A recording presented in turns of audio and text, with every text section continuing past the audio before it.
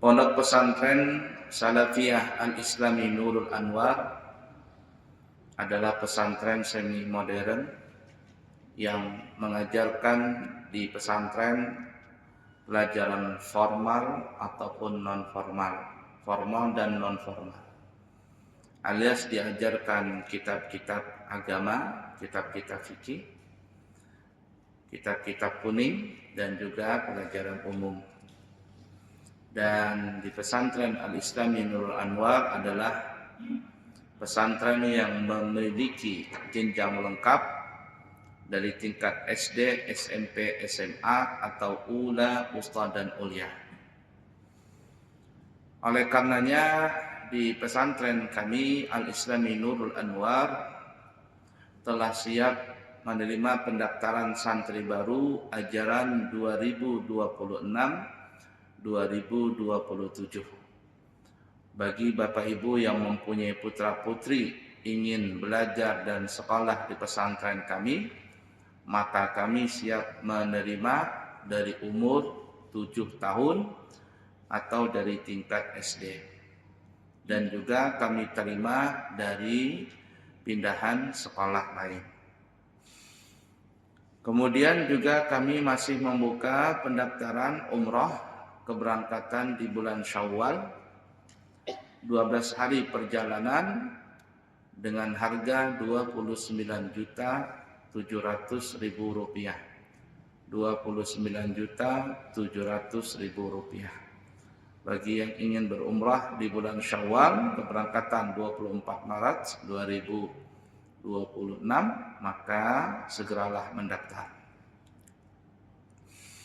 Baik Bapak Ibu para jemaah sekalian, untuk mempersingkat waktu, mari kita sambung pelajaran kita tentang masalah air. Sampai mana kemarin? Silakan dibaca. Apabila ada air yang banyak kejenuhan najis, tetapi diragukan apakah air itu berubah atau tidak, maka air itu masih bisa dipakai karena air itu asalnya suci. Kalau kita mempunyai air yang banyak, yang dimaksudkan air banyak ini adalah 2 kula. Berapa 2 kula itu kemarin? 217 liter yang tertampung dalam satu wadah. Atau kalau kita bikin bak segi 4, kurang lebih panjang, lebar dan dalamnya antara 60 sampai 70. Kalau 70 kebanyakan itu ya. 60 cm lah. 60 cm kurang lebih. Lebar, panjang, dalam. Hitungannya hitungan dalam. Jikalau penuh airnya, maka itu sudah lebih daripada 217 liter. Kalau seandainya air yang banyak tadi kejatuhan najis, kita yakin jatuh najis atau ada najisnya. Cuman kita ragu-ragu apakah air ini berubah atau tidak berubah. Dilihat kayaknya masih bersih, tapi kayaknya juga berubah-berubah, tapi nggak yakin kita. Nah, dalam kondisi seperti ini maka dikembalikan ke hukum asal, yaitu airnya banyak dan masih suci, karena kita tidak yakin berubahnya. Apalagi kalau seandainya juga, atau maksudnya berubahnya itu ragu-ragu, ini berubah dengan sebab najiskah atau berubahnya dengan sebab benda lain. Contoh nih ya, contoh.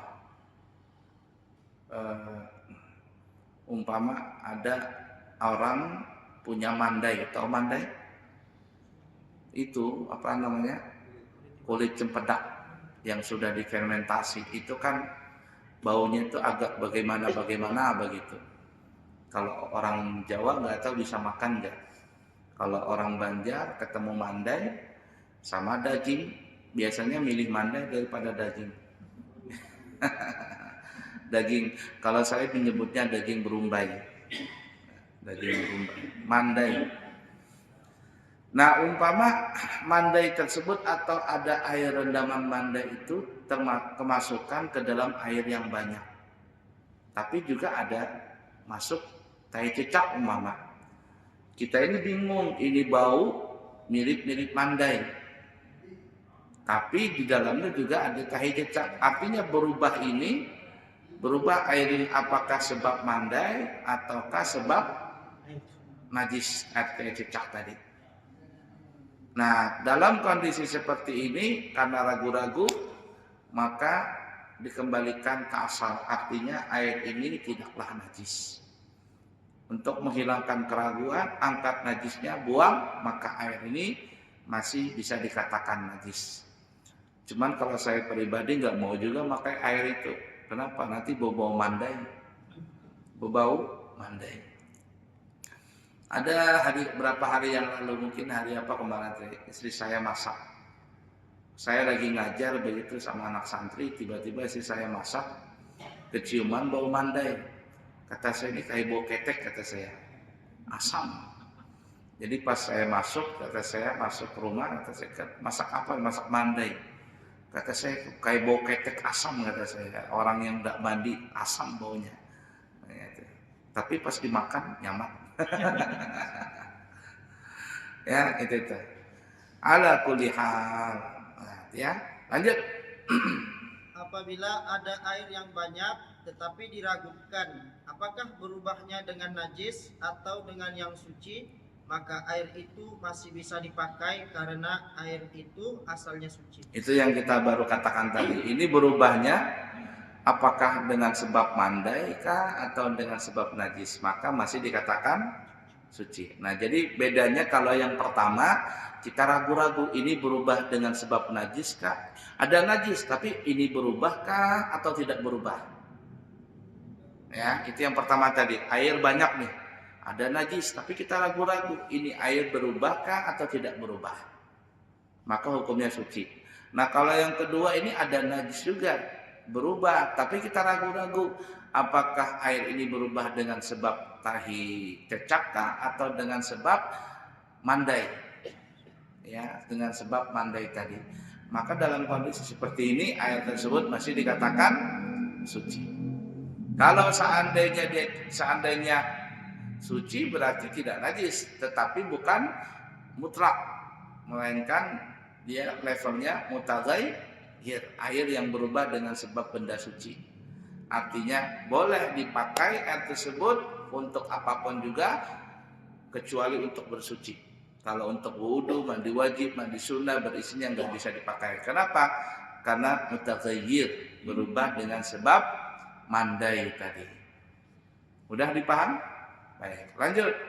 Benda-benda cair seperti minyak dan lain-lain, apabila kejatuhan najis, baik benda-benda cair itu lebih 2 kula atau kurang dari 2 kula, berubah atau tidak berubah, maka benda-benda cair itu hukumnya najis. Baik, perhatikan betul-betul.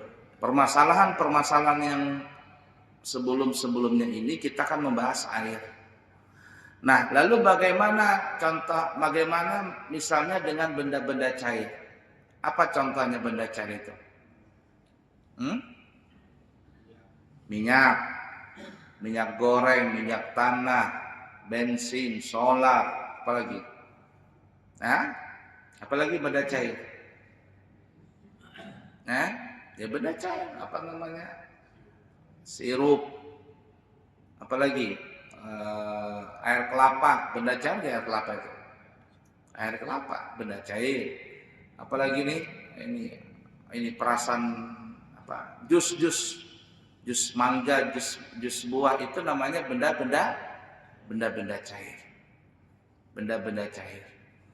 Maka benda cair ini tidak ada urusan kurang atau lebih dari 2 kula. Dia tidak bicara itu. Artinya mau dia kurang 2 kula atau lebih 2 kula, apabila kejatuhan tahi cecak, kejatuhan najis umpama, maka benda-benda cair itu semuanya menjadi najis. Semuanya menjadi najis. Ada orang masak apa ini? Sayur sop umpama, atau sayur lodeh, atau sayur apa begitu, satu panci besar.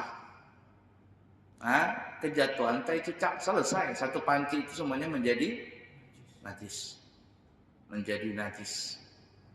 Ya, sayurnya, anunya kuahnya najis. Kalau sayurnya mutanajis.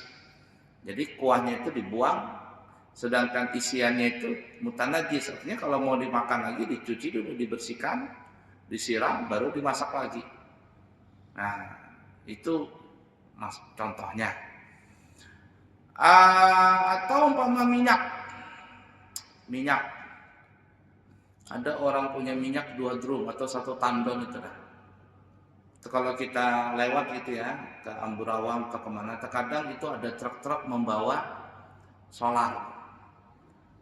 solar yang pakai bukan drum ya, kayak tandon tapi tandon kotak. Pernah lihat nggak? Itu untuk orang-orang ditambang itu, orang-orang ditambang. Nah, atau sekalian tangki, mobil tangki itu nah, yang kita lihat terkadang mobil tangki membawa bensin, bawa solar. Begitu banyak ya, berapa ribu liter itu, 1.500 liter atau berapa liter satu tangki itu? Bukan 1.500 ya, 5.000 ada yang 10.000 atau berapa itu satu tangki tadi itu. Kejatuhan tai cecak, satu tangki itu semuanya najis minyaknya. Najis. Nah, tentunya minyak itu nggak dimakan. Bensin, solar kan nggak dimakan, cuman dipakai. Boleh nggak? Ya boleh aja. Cuma nanti kata ulama yang bermasalah lagi asapnya. Asapnya. Jadi kalau umpama ada orang punya bensin atau punya solar atau apalah ya, minyaknya itu bernajis, boleh nggak dijadikan alat bakar? Boleh, ada masalah. Cuma nanti masalahnya di asap. Nah, asapnya ini kata ulama kalau dia sedikit itu ma'fu, dimaafkan. Tapi kalau seandainya asapnya banyak, biar orang Banjar sampai melatat, pancinya sampai menghitam gara-gara dari asapnya bensin tadi ini, maka asapnya yang hitam tadi menempel di panci dan sebagainya, itu menjadi namanya najis. Hukumnya najis. Tidak dimaafkan lagi karena sudah terlalu banyak. Mudah dipaham kira-kira? Dulu saya belajar di pesantren tahun 90, masuk pesantren itu tahun 90. Zaman itu orang masak masih pakai tidak minyak tanah, belum ada gas lagi. Datang ada gas ke zaman dulu itu, kayaknya belum ada gas lagi, LPG belum ada. Kalau ada orang pakai LPG itu orang kaya banget sudah di restoran-restoran. Rata-rata orang masaknya pakai minyak tanah. Orang Balikpapan nyebutnya minyak gas, ya minyak gas. Sampai sekarang masih ada orang ya pakai minyak tanah itu. Cuman mahal sekali, berapa seliter minyak tanah itu? 50.000 seliter, 20.000. Oh, lebih mahal daripada bensin. Nah itu minyak tanah. Jadi waktu tahun 90 itu masuk pesantren, listrik masih susah. Jadi malam itu pakai lampu, orang Jawa bilang lampu templek apa namanya? Templok ya. Kalau di warung-warung tuh masih pakai strongkeng, lampu strongkeng, tahu strongkeng? Nah, strongkeng itu kan pakai apa? Spiritus ya. Spiritus sekarang nggak ada lagi sudah. Ya. Nah, jadi lampu strongkeng itu kadang nggak ada, lalu kita akalin. Pakai apa? Pakai kaleng susu. Kemudian ditaruhin sumbu, dimasukin minyak tanah. Tapi boros. Jadi diakalin kata anak-anak kalau mau lambat masak apinya lambat habis minyaknya, pakai minyak goreng. Jadi pakai minyak goreng. Kalau lagi banyak duit pakai minyak tanah. Pakai minyak tanah. Kalau nggak punya duit atau sedikit pakai minyak goreng. Kehabisan minyak goreng, minyak jelantah dipakai. Nah pernah satu malam nih ya, saya itu lupa matikan itu. Apinya agak besar. Bangun subuh pas wudu begini hitam. Kenapa hitam ini hidung? Oh sekalinya asapnya malah menatap itu. Baju-baju jadi hitam, asapnya nempel di di pakaian itu. Ya, nah itu yang kita katakan tadi, kalau minyaknya itu najis boleh dipakai, tapi masalahnya asapnya ini nanti bermasalah. Kalau sedikit saja dimaafkan, tapi kalau banyak melatat ini timbul masalah, alias ada ulama yang mengatakan itu najis.